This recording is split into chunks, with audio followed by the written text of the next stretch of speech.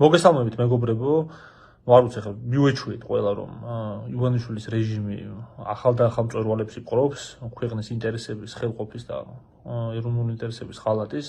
ის რაც მოხდა ეხა უკვე აღარ ვიცი რა შეწერია, აღარ არის საუბარი არც პროევროპელობაზე, არც პროდასავლელობაზე, ეხა ჩვენ საუბრობთ ძალიან მარტივ რაღაცაზე. საქართველოში ეროვნული ღირსება უნდა გქონდეს თუ არ უნდა გქონდეს. როგორც გაირკვა, საქართველოს ეროვნული მთავრობის წარმომადგენლები მიწვეული იქნენ და მივიდნენ არა მხოლოდ ირანის რევოლუციის, ასე ვთქვათ, აი ამ იუბილეის აღნიშვნის ღონისძიებაზე, არამედ აღინიშნებოდა თურმე ქართველების ირანში ჩასვლის, ეს არის ოფიციალური სახელწოდება ირანის საელჩოს მიერ წარმოდგენილი, თორე სინამდვილეში ქართველების გენოციდის, ქართველების ერთ-ერთი ისტორიაში ყველაზე მასობრივი გადასახლების, ირანში გადასახლების, ძალადობრივი გადასახლების აღნიშვნის 410 წლის იუბილეზე. ანუ წარმოიდგინეთ, საქართველოს ჩვენთვის ეს ხალხი ლეგიტიმური, არალეგიტიმური, ამას მოდი თავი დავანებოთ. ანუ საგარეო საქმეთა მინისტრის მოადგილე საქართველოსი გამოვიდა იმ ღონისძიებაზე, სადაც აღინიშნებოდა შაჰ-აბასის მიერ ქართველების გენოციდი.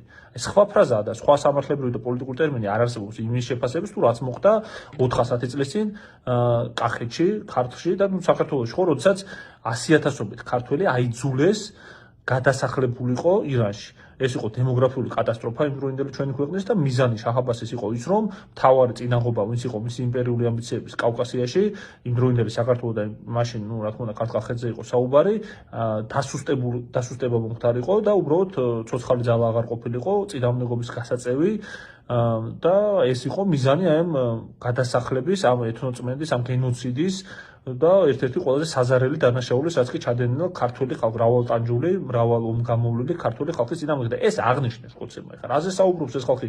თემურლენგის საფლავზე ხან ყვავილები მიაქვთ, ხან ბოდიშუხტიან ქართველების მკვლელებს, თუმე იმის გამო რომ მოკლეს და გადაგვასახლეს ჩვენი კუთვნილი ისტორიული ტერიტორიებიდან და ეხლა საერთოდ ჯამში საერთოდ მივიდნენ და შაჰ-აბასის, ასე ვთქვათ, გენოციდი აღნიშნეს ქართველი ხალხის წინააღმდეგ. ეს არის აბსოლუტურად უპრეცედენტო ხელისუფლება ჩვენი ქვეყნის ისტორიაში, ლეგიტიმურზე, არალეგიტიმურზე აღარ არის საუბარი. ხალხი, რომელიც ყველანაირ აბსოლუტურ შეიძლება ითქვას, რომ ზღვარს, წითელ ხაზს აბიჯებს ფეხს, რაც არსებობს, რა თქმა უნდა, ეროვნული ღირსების, ეროვნული ინტერესების კუთხით. ამიტომაც, რა თქმა უნდა, არის ეროვნული ღირსების ამბავი ამ ხალხის მალე მოშორება, სანამ კიდევ უფრო არ შეარწმუნეს საქართველოს და ჩვენი ინტერესები.